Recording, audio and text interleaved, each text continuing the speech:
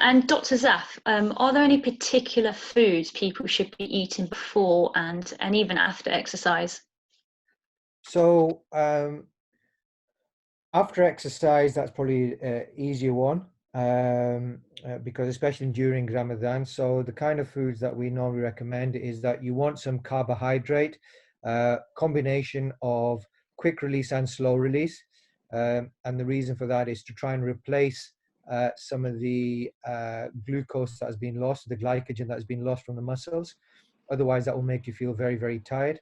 And then you want the longer release sugars or carbohydrates, and the advantage of that is that that releases over a longer period of time, and it stops you having those spikes in your sugar levels in your blood. Because what then ends up happening is that you may feel good straight away, but then when it goes down, you'll get that crashing feeling, and especially when you've not going to be able to replace that sensation for the rest of the day, that's going to make you feel quite tired very, very quickly. So before training, so normally we advise anybody who's doing any sort of certainly vigorous training that you should have a main meal about 2 hours before your training session. So if we look at footballers, they have their pre-match meal about 3 hours before the actual game itself. And those are usually combination of quick release carbs. So they will have things like fruit, they'll have white bread, they'll have some porridge, and fresh fruit like bananas. And the main purpose of that is to try and release the glucose, have that quick access immediately for the actual training itself. So that's the only time that we say have those quick release carbs. But again, it's about being sensible. Certainly during Ramadan, as I say, one problem that I find is that people who fast they feel great, that they've lost lots of weight, mentally they feel great, and they appreciate how fortunate that they are.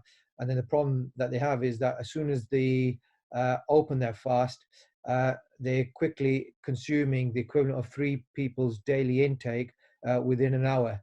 And so really it's about slowing down, so they're undoing all that good work that they've done. So the main purpose is to slow down. You're not going to be as active as you normally would. So you're going to need less energy. And there's a saying which says you can't outrun a bad diet. And, it doesn't matter how much you take in, you've got to burn that off somehow. So if you're taking in too much and you're not burning that off, then unfortunately all that's going to end up happening is that that's going to get stored, and that's not going to make you feel very happy.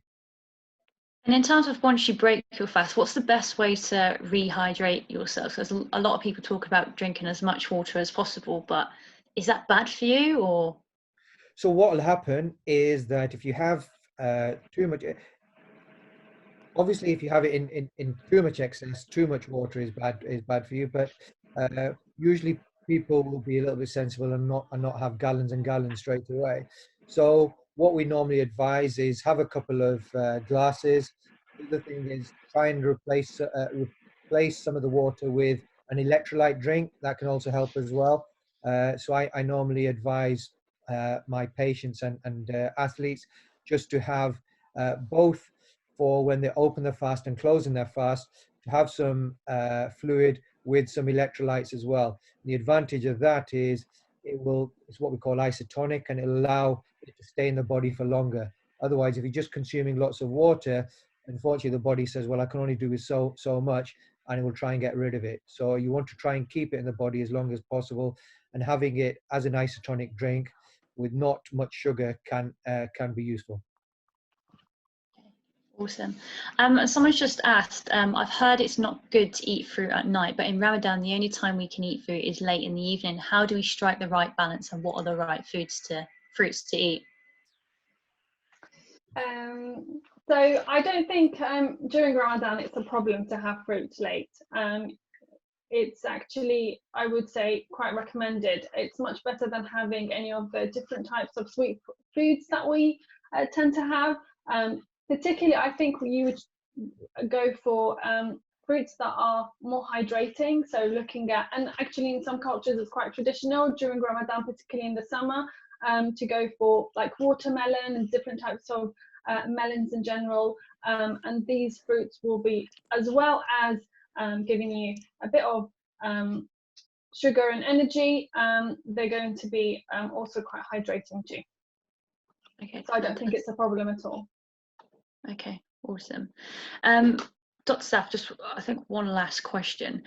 What health advice would you give to those that have a long-term health condition and fall in the at-risk category for COVID-19, and if they are planning to participate in Ramadan?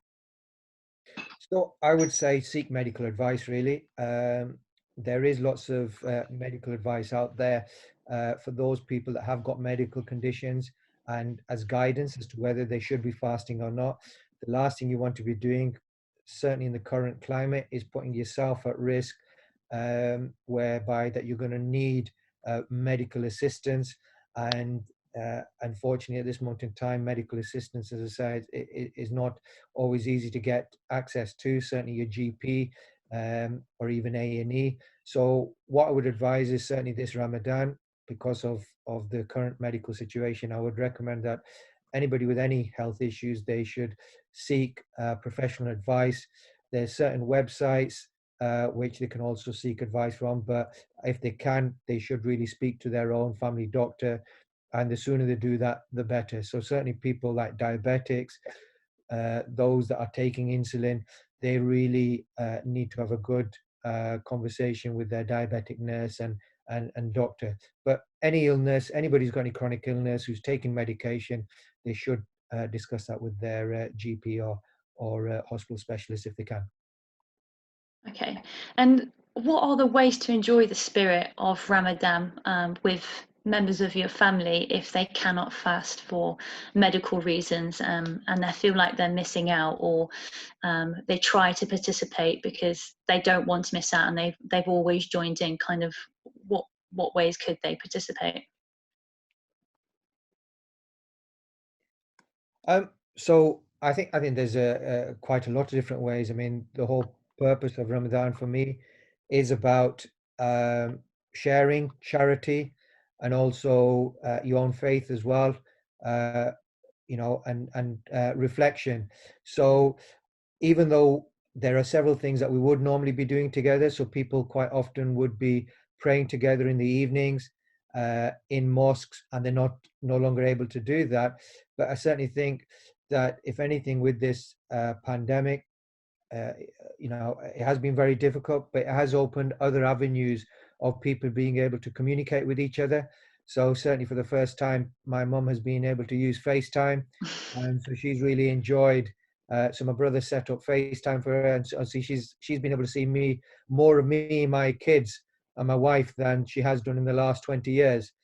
So we just have that in the background, and so it's a good way of just conversing and being able to speak to each other and just talking about what they would normally be doing during Ramadan and how difficult it is, and certainly that passes the time, because I think when you're by yourself and you're not speaking with anyone, I think that makes it more difficult as well. Fasting it becomes more difficult, whereas when you're occupied, I certainly find that helps the fasting pass much quicker. Thank you. And Melissa, at the moment, there's a lot of anxiety. It's on the news, it's in the social media. Young people are not allowed, they're not allowed out to play sport or hang with their friends, and they're not in school. So kind of their safety net is kind of taken away from them. So they don't feel socially connected like they usually would. And I guess we've all heard the phrase of "Mum, I'm hungry," and a lot of children are emotionally eating at the moment due to anxiety and boredom. How can we support children and young people to not emotionally eat? I think this builds really nicely off what Dr. Zaf was saying about communication and family time and finding other avenues to communicate.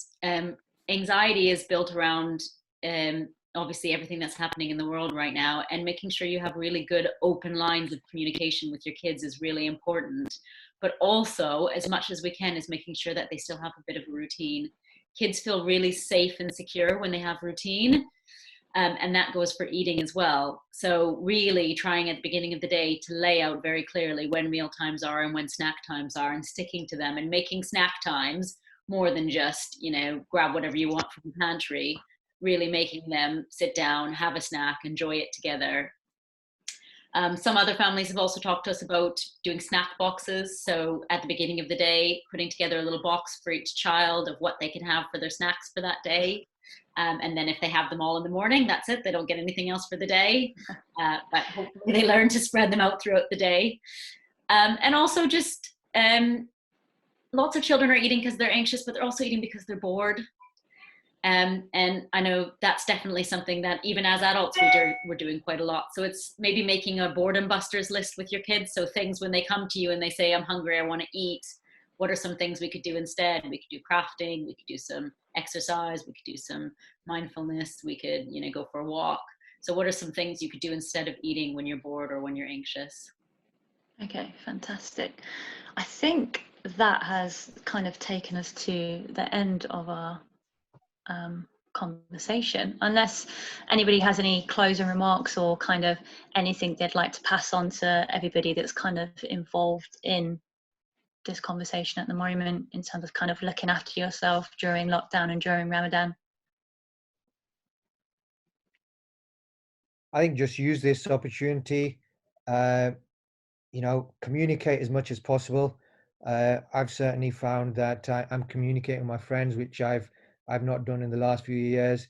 Having Zoom calls, you know, similar to this, and just being able to have a laugh, which, as I say, I have been, you know, caught up over the last few years with regards to work and other things.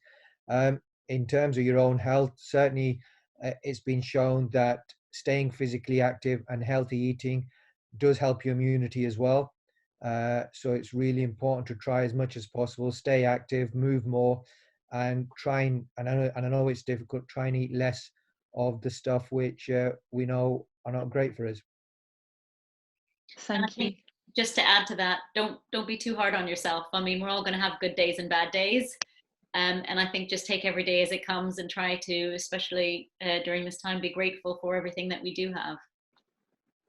And finally, I would just add that it's really important to have some structure, particularly when you're fasting. The day is going to seem really long, and adding some structure or putting your day to be taken in different chunks, that will help you go through the day easily. Like, I don't know, allocated time for cooking, extending it, making perhaps meals that you didn't used to make before because it will be quite time consuming. Now is an opportunity to use that time to do that, particularly if you're not eating during the entire day. It's going to seem really, really long. So build in activities and make it structured so that the time doesn't feel very long. Thank you all so much. It's been incredibly informative, and I hope everything goes well in the future in terms of lockdown, and Ramadan's lovely as well. So thank you so much. Are there any more questions that anybody would like to put forward before we close off? I think that's it. Awesome. Thank you so much, guys. Thank you. Thanks, Take care. Bye.